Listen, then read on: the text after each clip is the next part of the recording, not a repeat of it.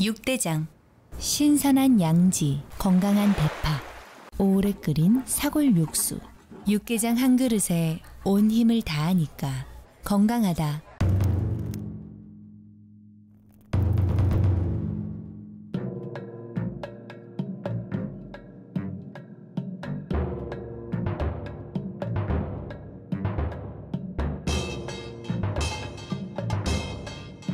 육개장은 육대장. 늘 행복이 넘치는 3월 보내세요.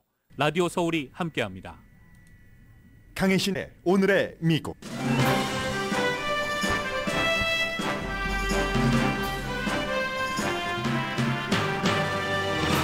(1월에) 크게 늘어났던 소매 판매가 (2월에는) 줄어들었습니다. 곧 소비자 물가도 내려갈 게 예상됩니다. (2월에) 도매 가격이 내려갔기 때문입니다. 실리콘밸리 은행 붕괴 이후 연방준비제도가 중간 사이즈 은행에 적용할 엄격한 규정을 검토하고 있습니다. 연준이 중점적으로 리뷰할 은행에 한인은행이 포함되진 않았지만 거의 모든 한인은행도 중간 규모입니다. 한인 스몰 비즈니스 업주에게도 영향이 미칠 수 있습니다.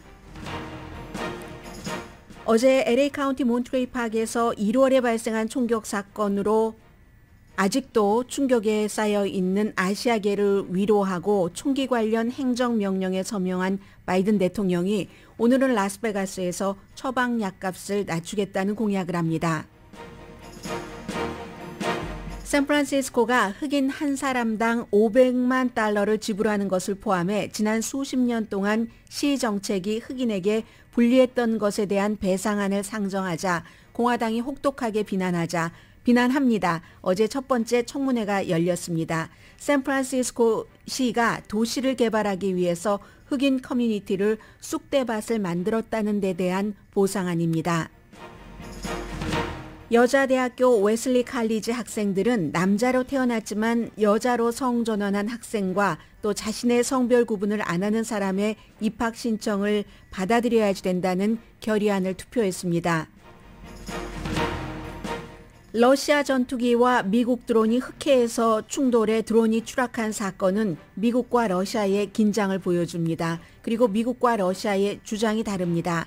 미국은 러시아가 미국을 테스트하기 위해서 드론을 추락시켰다고 보지만 사고였다고 보는 전문가는 거의 대부분입니다. 물론 사고라는 것도 어떤 목적으로 무리한 비행을 했을 때 일어납니다. 론 디센티스 플로리다 주지사가 우크라이나를 지원하는 게 미국의 이익에 맞지 않는다는 발언을 함으로써 대선 주자로서의 우크라이나 전쟁에 대한 입장을 밝혔습니다. 척 슈머 민주당 상원 원내대표가 바로 비난했고 저는 우크라이나의 대응이 더 주목됩니다. 여러분 안녕하십니까? 오늘의 미국 강예신입니다. 헤드라인에서 말씀드린 것처럼 지금 미국의 연방준비제도가 중형은행에 대해서 리뷰를 하고 그 리뷰 결과를 5월 1일에 일단 발표를 하겠다는 내용입니다. 지금 연방준비제도가 딱히 얘기를 한 미국의 그 중형은행 안에 한인은행이 포함되진 않지만 한인은행들도 연방 그 예금보험공사가 지정을 하는 그 같은 중형은행 사이즈에 포함이 되고 그리고 오늘 이제 발생하는 그 중요한 아주 급박한 뉴스도 없고 하니까 오늘 과연 미국의 대형은행은 어느 정도 규모, 중형은행, 소형은행은 어느 정도 규모이고 그리고 왜 한인 그 스몰 비즈니스 업주들도 또 일반인들도 마찬가지죠. 이번에 연방준비제도의 리뷰 안에 한인은행 이름이 포함되지 않아도 왜 이 한인 사회에도 영향을 미칠 수 있는지 이 부분을 먼저 앞에 전해드리겠습니다.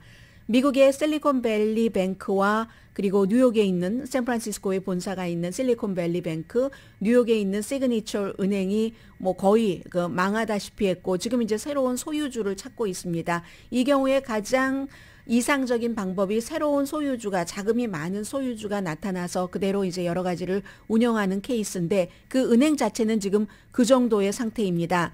그런데 이제 신용평가 그룹인 그 무디스는 딱 그 지정을 해서 6개의 미국 은행의 신용 등급을 지금 검토한다고 발표했습니다. 그 가운데 역시 샌프란시스코에 본사가 있는 퍼스트 리퍼블릭 뱅크가 있고 달라스에 본사가 있는 코메리카 뱅크. 코메리카 뱅크는 뭐 파사디나에도 있고요. 많은 지역에서 여러분들께서 한번 보실 겁니다. 그래서 저도 처음에 이제 미국에 이민 오고 나서 얼마 되지 않아서 코메리카 뱅크에서 한국계 은행인 줄 알았었어요.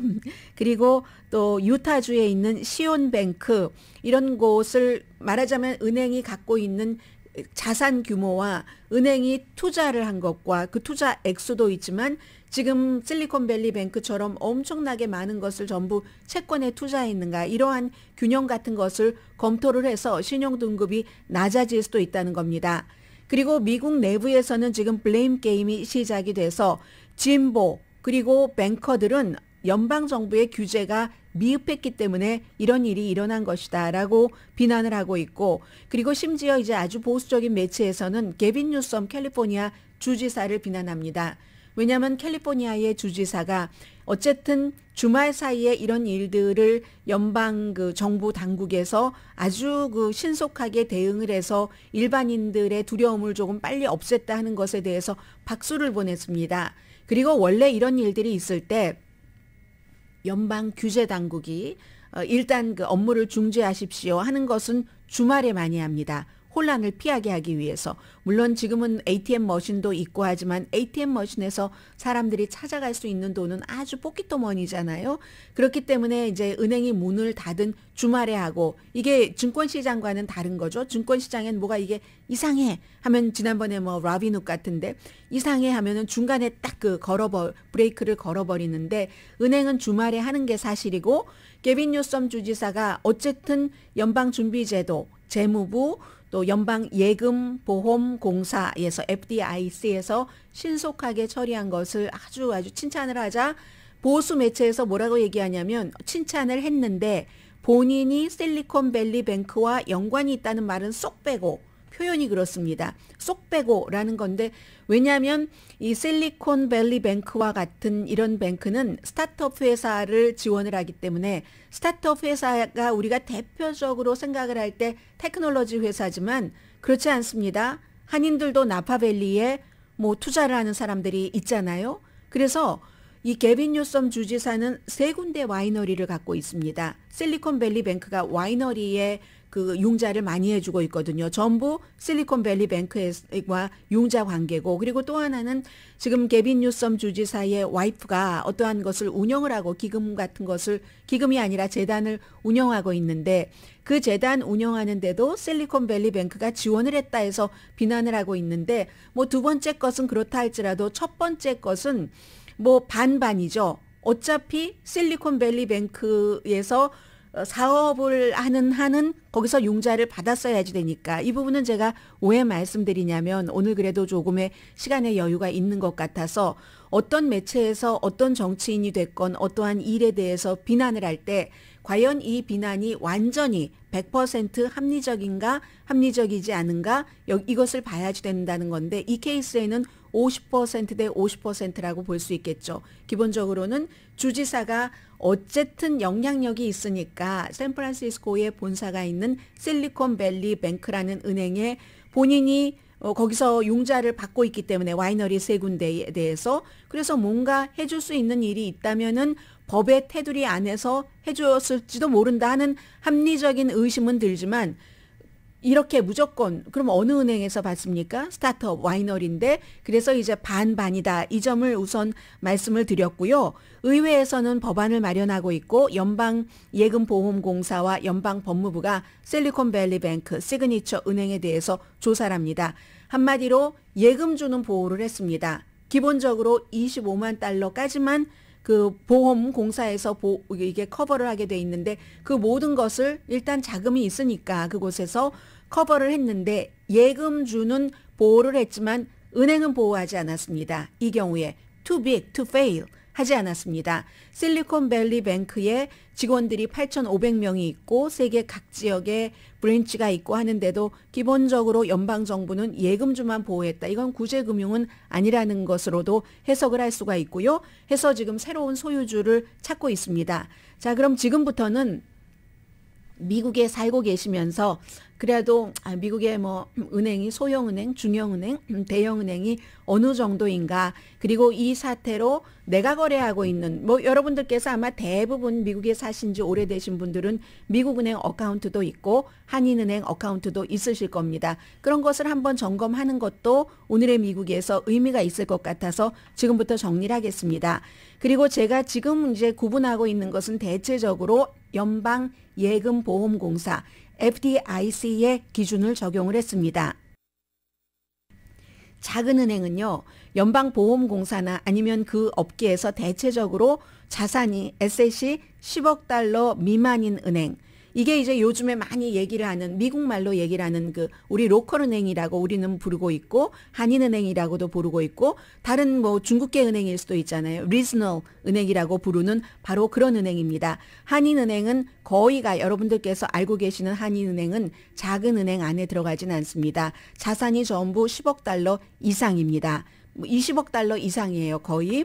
그리고 중간 크기의 은행이, 그러니까 스몰 은행에서부터 뭐 500억 달러까지로 보는 사람도 있고 1000억 달러로 보는 사람도 있습니다. 여기에 이제 한인은행들이 전부 들어가 있는데 이참에 여러분들께서 수없이 저희가 라디오에서 말씀드리고 신문에서도 도표로도 얘기를 해도 잘 안 보시잖아요. 제가 잠시 뒤에 말씀을 드리겠습니다. 그리고 대형은행은 보통 500억 달러 아니면 1000억 달러 이상인 자산을 갖고 있는 은행을 대형은행이라고 부릅니다. 대형은행은요, JP 모건 체이스가 미국에서 가장 크거든요. 자산이 3조 2천억 달러. 뱅크 오브 아메리카가 두 번째입니다. 2조 4천억 달러. 차이가 크죠? JP 모건 체이스와 세 번째가 시티뱅크 1조 8천억 달러. 우리가 잘 알고 있는, 그리고 인용을 많이 하죠. 경제 전문가들이 활동을 활발하게 하기 때문에 골드만삭스가 8번째입니다. 4,900억 달러 자산. 그리고 모건 스탠리가 15번째 2,100억 달러. 실리콘밸리 뱅크, 이번에 문을 닫게 했었던 주말에 실리콘밸리 뱅크가 16번째여서 거의 이제 2,100억 달러 정도 자산 규모가 있었습니다. 그리고 시그니처 뱅크의 경우는 자산이 실리콘밸리 뱅크의 뭐 한 반 정도 되는 1,100억 달러 정도 됐습니다. 그럼 여기서 한인은행의 규모를 좀 보겠습니다. 뱅크 오브 호프가 가장 크죠? 뱅크 오브 호프가 지금 가장 최근의 자료로 200억 달러는 안 되고요. 한 190억 달러 조금 넘습니다. 두 번째가 한미은행으로 73억 달러, 전부 중간 규모의 은행이죠. 우리 아메리카가 31억 달러, 퍼시픽 시티뱅크가 24억 달러, CBB가 21억 달러, 신한아메리카가 19억 달러, 이 정도 되거든요. 제가 오늘 아침에 FDIC를 본 것이고, 이게 굉장히 아무튼 큰 중형 규모에는 거의 들어갑니다. 그래서 지금 이 중형 규모의 은행까지는 만약에 은행에서 무슨 일이 있을 때 연방보험공사에서 커버를 합니다. FDIC에서. 이번에도 실리콘밸리 뱅크도 연방보험공사에서 커버를 했지만 왜 커버했는가? 원래대로 하면 대형은행인 거예요.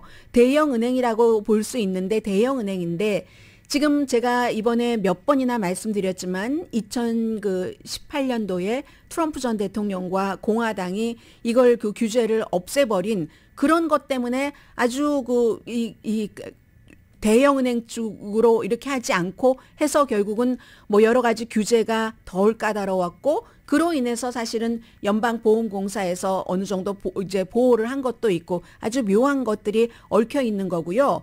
지금 연방예금보험 그 공사는 한 1,218억 달러 정도는 갖고 있습니다. 해서 중형은행까지만 이걸 보호를 합니다.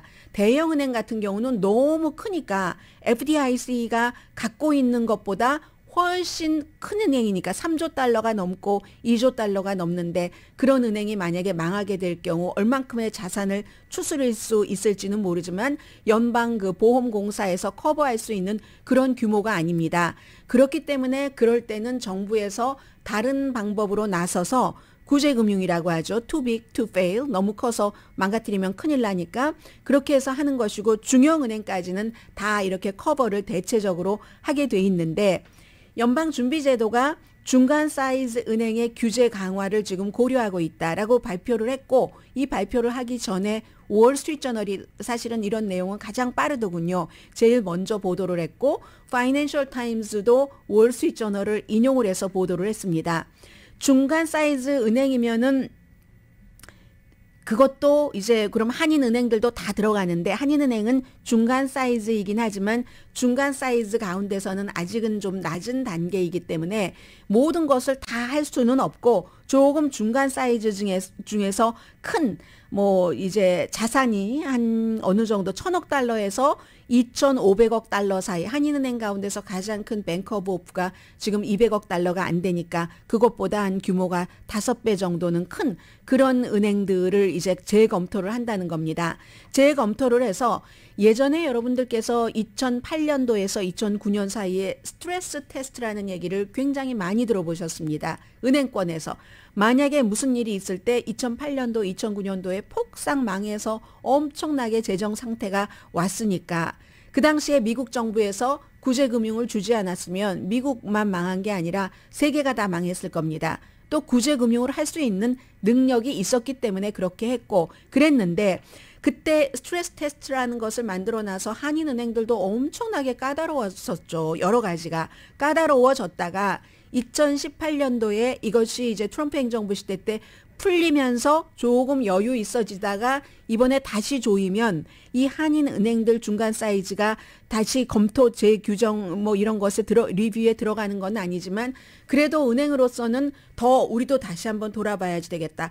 혹시 모르니까 하고 뭔가를 리뷰를 하지 않겠어요? 그렇기 때문에 여러분들께서도 한인은행과 거래를 하시는 분들, 융자를 받으려고 하셨던 분들, 이런 많은 분들도 이런 그 뉴스 같은 것을 듣고 계시는 게 나의 방향을 결정하는 데 도움이 된다, 이런 생각을 하고요. 해서 그 당시에는 2008년 이후에 2018년까지 매년 스트레스 테스트를 했습니다. 만약에 무슨 일이 있을 때 이 은행이 충분히 그 예금주들을 보호할 수 있는가, 이런 것에서 빠져나갔었기 때문에 실리콘밸리 뱅크와 시그니처 뱅크가 이렇게 두 손 두 발 다 들고 이제 정부가 도움을 주고 FDIC가 연방예금보험공사가 투입이 돼서 이 문제가 해결됐다는 겁니다.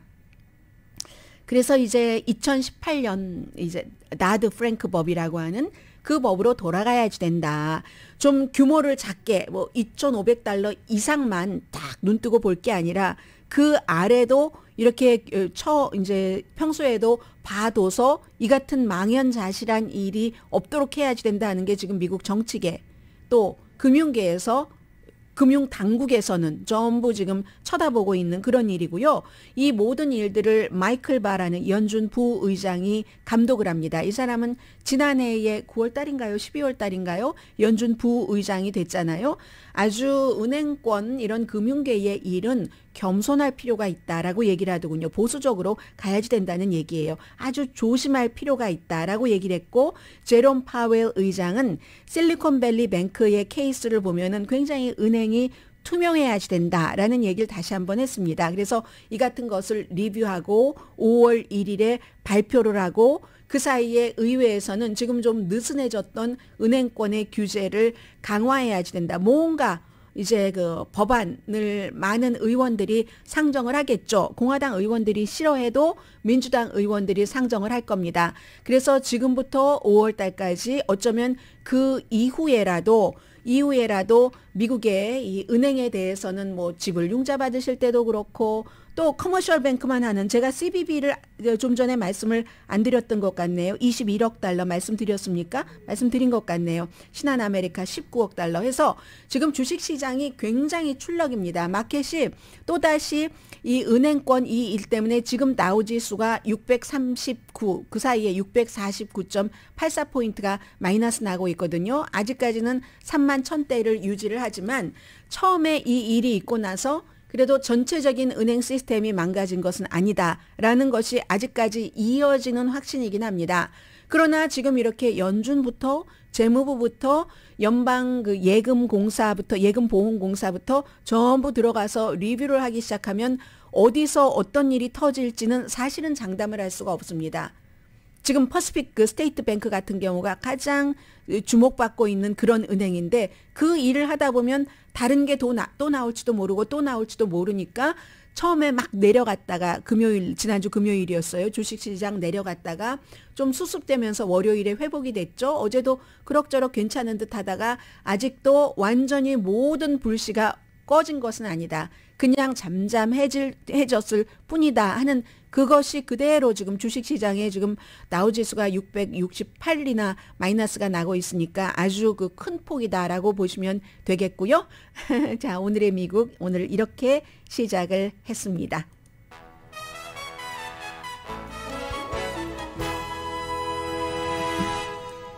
오늘의 미국은 신용의 상징 유한양행 건강식품과 누구나 젊어지는 얼굴 피부과학 셀리온, 이민법 가정법 전문 제인정 종합법률사무소, 프리미엄 고기 쌈밥 전문 레스토랑 쌈, 재래식으로 직접 만든 검정콩 생순두부 수라원 순두부, 총 20억 달러 승소, 교통사고와 상해 전문 브라이언 타필라와 CG 변호사그룹 공동 후원입니다. 잠시 주에는 그래도 대통령이 다 이제 노선이 아니라 동선을 보고 오는 거죠. 이 캘리포니아 남쪽에서 샌디에고에서 몬트레이 파크로 왔다가 이제 네바다로 가는 거죠. 사흘 동안 쫙 돌면서 돈도 모으고 인심도 사고 본인의 정책도 발표를 하고 그런 것이 있고, 그리고 이 스토리는요. 미국에서 이런 일들이 많이 있었죠. 과거의 노예제 때문에 흑인들에게 보상을 해야지 된다. 샌프란시스코에서 어제 첫 번째 공청회를 한 것은 그것보다는 지난 수십 년 동안 우리가 태어난 이후인 분들이 많을 정도, 그 정도 시기에도 샌프란시스코가 얼마나 흑인에게 못되게 굴었는가, 그걸 우리는 배상을 해야지 된다 하는 주장이고, 반대하는 사람들은 아니 그러면 모든 것을 다 그렇게 할 거야. 그리고 돈도 없잖아. 지금 샌프란시스코 이런 얘기를 하고 있거든요. 잠시 뒤에 한번 들어보시고 여러분들은 어떻게 생각하시는지 충분히 의견이 나올 것 같습니다.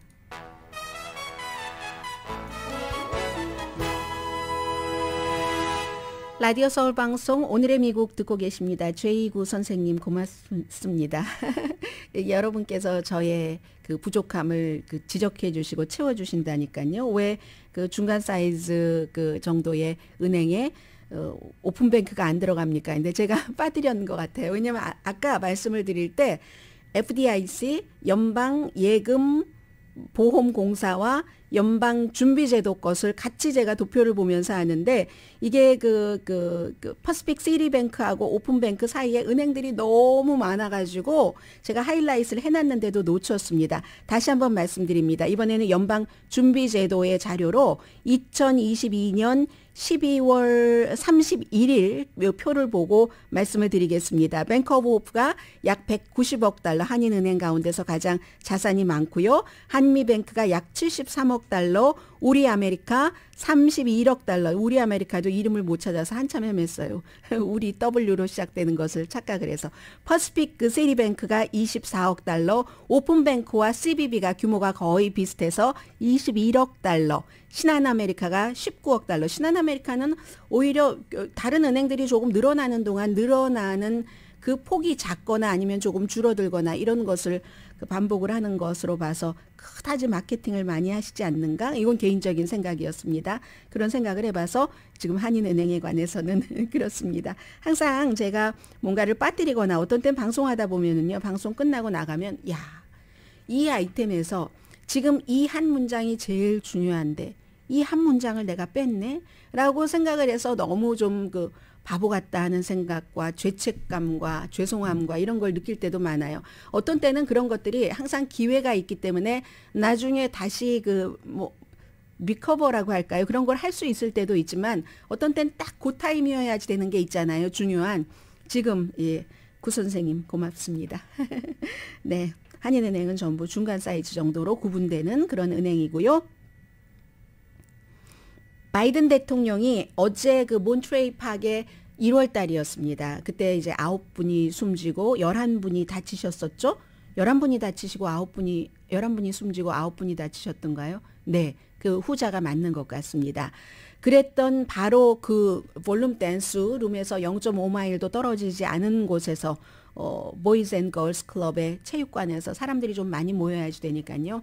200명 정도 모여서 처음에 이제 20분 동안 얘기도 하고 바이든 대통령이 특히 그 에이시안 아메리칸들이 폭력에 희생된 것에 대해서 어느 대통령보다도 조금 가깝게 얘기를 하는 그런 대통령이잖아요. 그리고 그 전에 이미 그 공항에서 대통령 비행기가 내렸을 때 마중 나온 사람 가운데 한 사람이 또 다른 세컨 그 볼룸 댄스 룸을 운영을 했었던 26살의 그 젊은이였고 국정연설장에도 초대가 됐었던 그래서 대통령이 막 잘했다 하니까 박수 엄청 받고 그랬습니다. 그리고 20분 동안 연설한 내용이야 뭐 다 대통령으로서 할 수 있는 그런 부분이었고 피해자들 이름을 하나하나 다 부르고 대통령의 최고의 임무라고 할까요? 의무라는 게 군통수권자는 항상 있는 것이고 그리고 이런 비극적인 사건이 있었을 때 딱 국민들을 위로하고 대통령을 딱 믿게 하는 이런 거잖아요. 그거 이제 로널드 레이건 전 대통령이 굉장히 잘했었고 바이든 대통령도 뭐 개인적인 그 아픔, 가족의 그 사고로 인한 사망을 많이 겪은 사람이기 때문에 그런 것을 본인이 일단 하려고 하죠. 왜냐하면 첫 번째 와이프와 딸이 교통사고로 숨졌고 그리고 맏아들도 암으로 숨졌기 때문에 이런 것에 이제 특히 좀 다가가려고 하는 대통령이라는 느낌이 듭니다. 사랑하는 사람에 대한 기억이 눈물이 떨어지기 전에 눈물이야 언제든지 떨어질 수 있죠. 그 사랑하는 사람에 대한 아픈 기억은 그런데 그 전에 그래도 입가에 미소가 싹 지어질 수 있도록 여러분들께서 지금 피해자의 가족분들 사랑하는 사람을 잃은 분들께서 그런 날이 오도록 미소도 같이 머금을 수 있는 날이 오도록 제가 대통령으로서 최선을 다하겠습니다. 그 시기를 당기겠습니다. 그게 바로 총기 규제를 한다는 거잖아요. 물론 바이든 대통령이 들어와서 총기 규제안이 지난 30년 만에 뭐 거의 최초로 통과가 되기는 했습니다만 그것으로 부족하죠.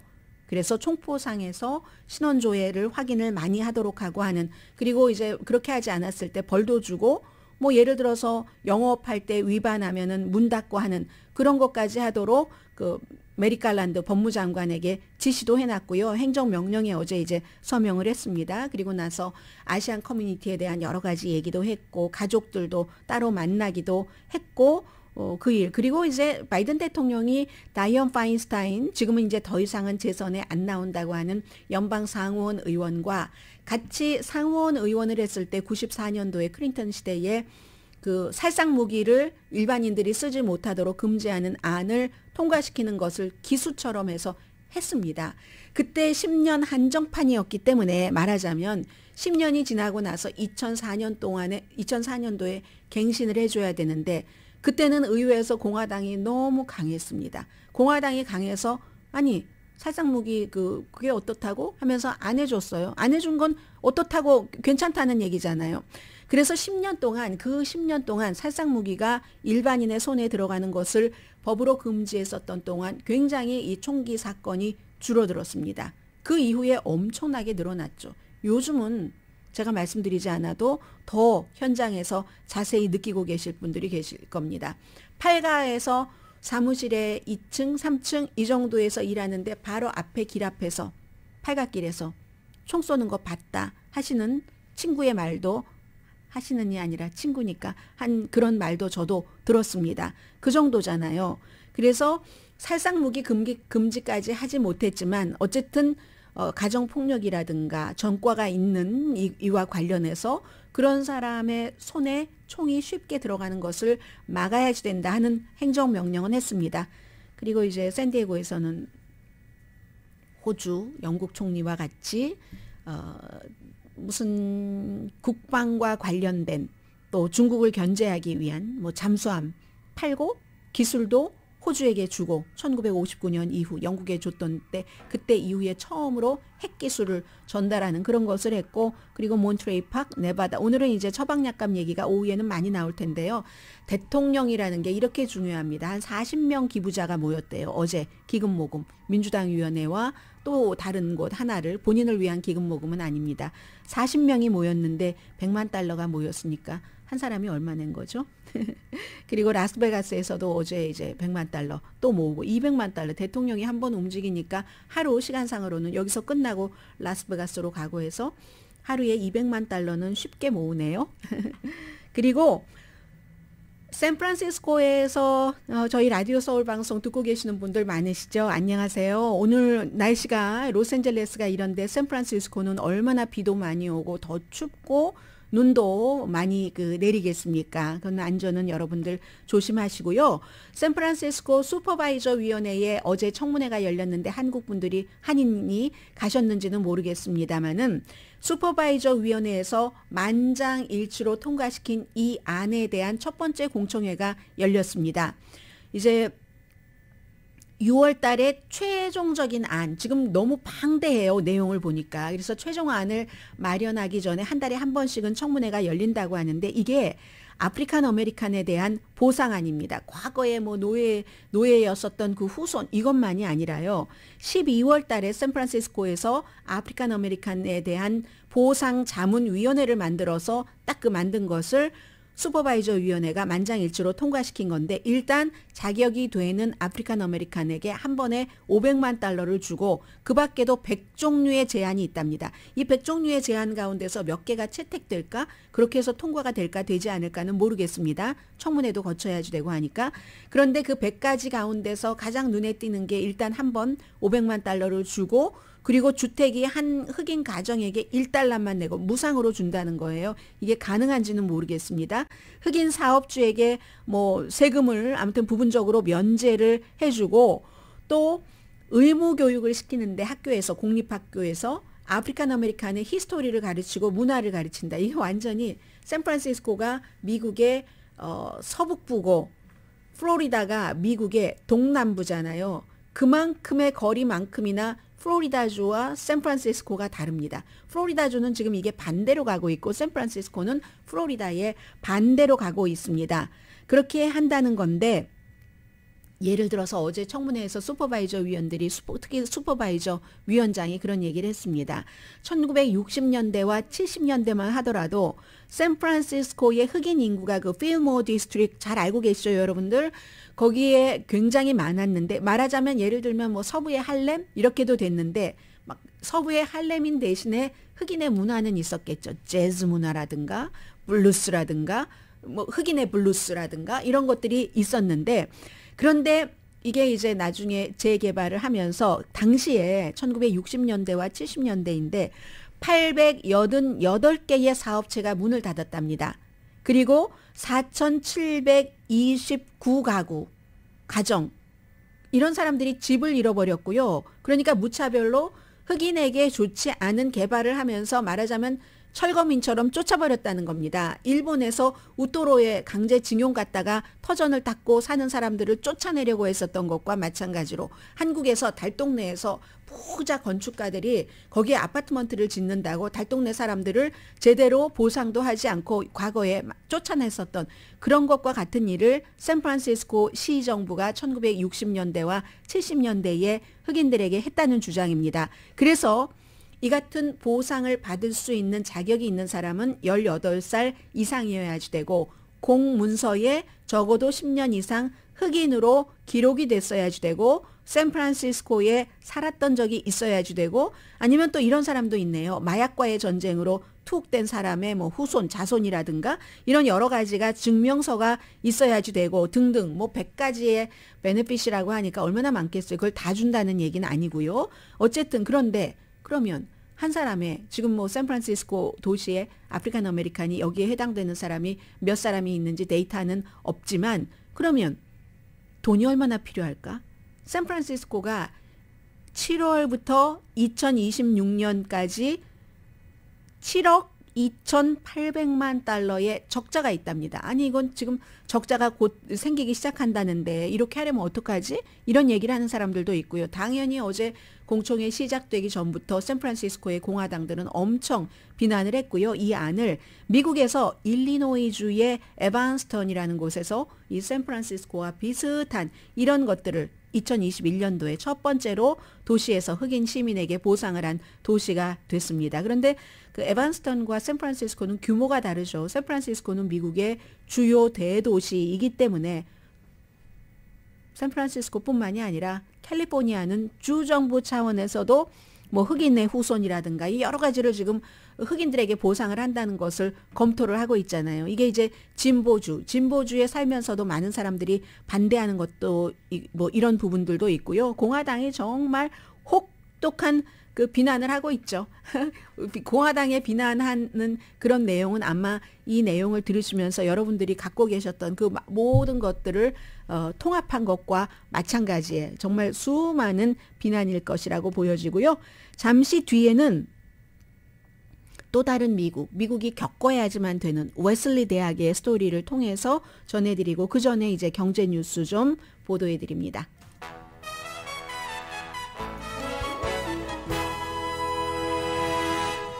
라디오 서울 방송 오늘의 미국 듣고 계십니다. 1월 달에 크게 늘어났었잖아요. 소매 판매가 3.2%였는데 그래서 제롬 파웰 연준 의장이 아마 날씨가 따뜻해서 그럴 수도 있다라고 얘기를 했었죠. 2월 달에는 0.4% 줄어들었습니다. 오늘 상무부가 발표한 것이고 이거 인플레이션은 감안하지 않았거든요. 그런데 이제 특히 식당에서 음식 사 먹는 것, 또 가구 사는 것 이런 데 사람들이 돈을 덜 썼답니다. 그런데 소비가 줄어든 게 아주 뭐 광범위한 것은 아니라고 하고요. 3월 달에 조금 더 봐야지 된다고 하는데 그와 함께 2월 달에 도매 가격은 예상치 못했는데 예상치 못하는 사이에 예상치 못하는 수준으로 조금 줄어들었다고 하거든요. 이건 이제 노동부의 발표인데 도매 가격이 줄어들었다 하면은 그 도매 가격이 줄어들어서 소매하시는 분들 그리고 소비자에게까지 오는 데는 시차가 있겠죠. 그러나 반대로 가진 않겠죠. 결국은 도매 가격이 내려갔다고 하니까 소비자가 내야지 되는 물건값도 조금 있으면 뭐 적어도 몇 개월? 지금의 것을 반영이 되는 것은 적어도 몇 개월? 아니면 몇 주일 정도는 걸리겠죠. 그렇게 될 것 같고 이러한 모든 것들을 이제 연방준비제도가 이자율을 어떻게 하느냐에 이제 반응을 할 텐데 오늘 지금 다우지수가 그래도 좀 전보다는 회복이 됐네요. 아직도 다우지수가 아니네요. 회복된 것도 아니네요. 그대로 거의 689포인트니까 제가 시작할 때 한 649포인트 정도 아니었나요? 649와 689는 몇 퍼센트 차이입니까? 그 정도 오히려 시간은 한 40분 정도 지났는데 더 많이 그 격차가 벌어졌으니까 이런 것들까지 감안을 해서 현재로는 0.5%는 아닐 가능성이 높다. 예, 한 표 던집니다. 그리고 웨슬리 대학 하면 여자 대학교죠. 미국에서 얼마 남지 않은 1960년대 그때는 뭐 한 300군데 있었다고 하는데 그때 가정학과도 있었잖아요. 홈 이코노믹스도 있었는데 지금은 그 300군데가 30군데로 줄어들었습니다. 웨슬리 대학교를 나온 유명한 사람 가운데서 가장 유명한 사람 두 사람은 힐러리 클린턴 전 국무장관과 두 사람 다 국무장관이네요. 매들린 올브라이트 헝가리에서 막 유대계로서 이렇게 와서 예전에 나중에 알았다고 하잖아요. 본인의 조상이 유대계였고 막 그렇게 힘들었었던 것을. 매들린 올브라이트 두 사람 또 다 국무장관이었습니다. 이 두 사람이 웨슬리 대학교 졸업인데 웨슬리 대학이면 아무튼 여자 대학교예요. 그런데 이 어저께 이 학교의 학생들이 정확한 투표 결과를 발표하진 않았습니다. 그러나 지금 언론에 보도된 것 보면 이 결의안을 찬성했는데 학교에서 여자 대학교인데 여잔데 남자로 생물학적으로 태어났는데 성전환을 해서 여자가 된 그런 학생도 받아야지 된다.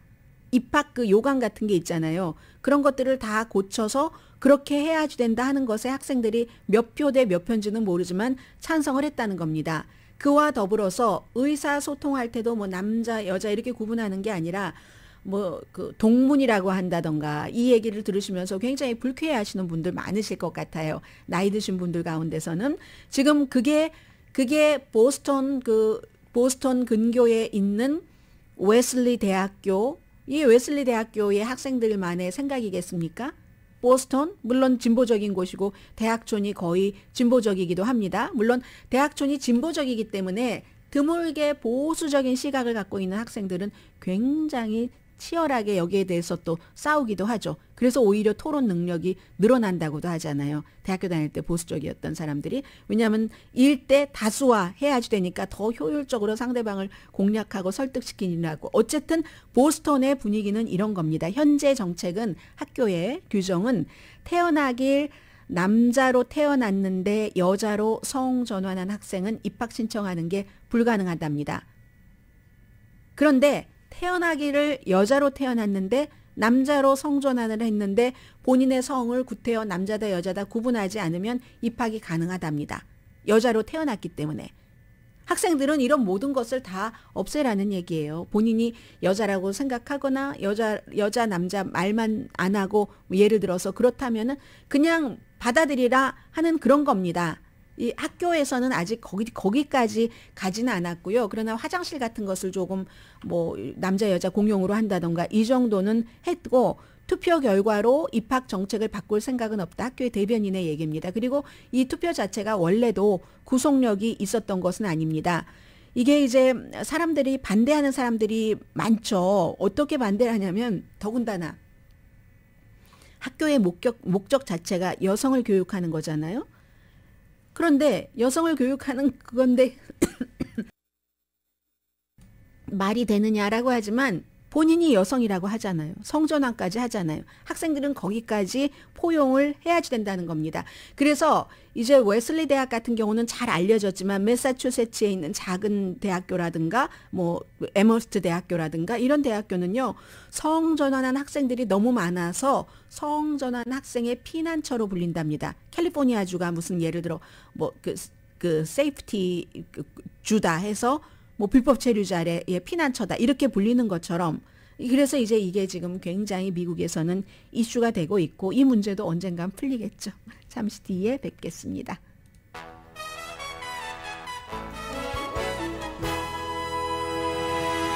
라디오 서울방송 오늘의 미국 듣고 계십니다. 두 가지를 말씀드리겠는데요. 러시아 전투기죠. 전투기와 미국 드론이 흑해에서 충돌한 뒤에 미국 드론이 추락했습니다. 여기에 대해서 양국의 말이 다르고 제3국의 전문가의 말이 다른데 흑해는 지금 2014년도에 러시아가 점령을 한 병합을 해버린 크림반도의 그 왼쪽에 있잖아요. 그 흑해는 또 국제영공이고요. 여기서 전투기가 두 대가 그 SU-27 전투기 두 대가 미국 국방부의 주장에 따르면 MQ-9 그 리퍼 드론 한 20m 정도가 되는 이 뭐죠? 뭐 길이가 그 정도 되는 것이 당연히 정찰 임무죠. 그리고 러시아가 우크라이나를 침공하기 이전부터 그 지역 정찰을 했었고 충돌을 했는데 미국 얘기로는 이 두 대가 한 대는 계속 드론 가는 길에 연료를 뿌리고 또 다른 한 대의 러시아 전투기가 프로펠러를 쳐서 추락했다라고 얘기를 하고 있고 러시아는 그에 비해서 우리 그런 일이 없다. 그게 아니라 그냥 갑자기 막 궤도를 수정하고 빠른 속도로 하고 하더니 추락을 했다라고 얘기를 하는 거거든요. 그랬더니 또 다른 그 영국의 뭐 킹스 칼리지에서 이 분야의 전문가이신 분들은 러시아가 의도적으로 했었을 리는 없다. 사고로는 했을 리가 있어도 왜냐하면 그러면 전투기라든가 아니면 조종사가 위험하기 때문에 그 정도 모험을 하겠는가 하는 것이고 미국에서는 미국을 여러 가지로 인내심 등등을 지난번에 중국 풍선 사태 때 했었던 얘기와 마찬가지로 테스트를 하기 위해서 그랬었던 거다. 이런 일이 30분 40분 그 국제 영공에서 있었다는 거라는 겁니다. 그랬더니 이제 그리고 나서 미국은 워싱턴에 있는 러시아 대사를 소환을 했고 러시아는 국방장관이 이거는 그 드론이 뭐 응답기도 끄고 자동 응답기 같은 소통기구도 끄고 갑자기 움직여서 그렇게 된 거다라고 얘기를 하면서 미국 책임이라고 얘기를 하고 있고 이 모든 것들은 결국은요. 이렇게 이제 대리 전쟁을 치르고 있는 이 상태에서 아주 위험한 순간에 위험한 곳에서 이런 일이 30분 40분 동안 있다가 너무 가까이 있으니까 또 이게 충돌을 했거나 어떻게 된 거잖아요. 그런 것 때문에 지금 굉장히 중요하고 영국은 모스크바가 국제 영공을 존중해라 하는 성명을 발표를 했고요.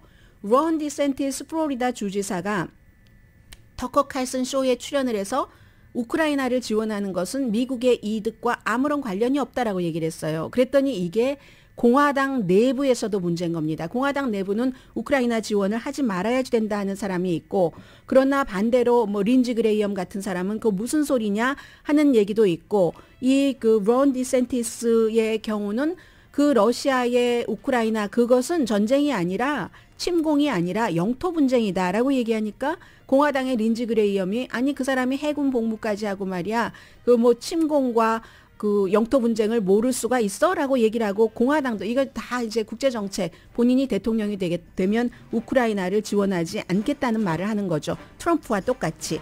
오늘의 미국은 신용의 상징 유한양행 건강식품과 누구나 젊어지는 얼굴 피부과학 셀리온, 이민법 가정법 전문 제인정 종합법률사무소, 프리미엄 고기 쌈밥 전문 레스토랑 쌈, 재래식으로 직접 만든 검정콩 생순두부 수라원 순두부, 총 20억 달러 승소 교통사고와 상해 전문 브라이언 타필라와 CG 변호사그룹 공동 후원이었습니다. 10시에 좋은 아침 좋은 하루 방송됩니다.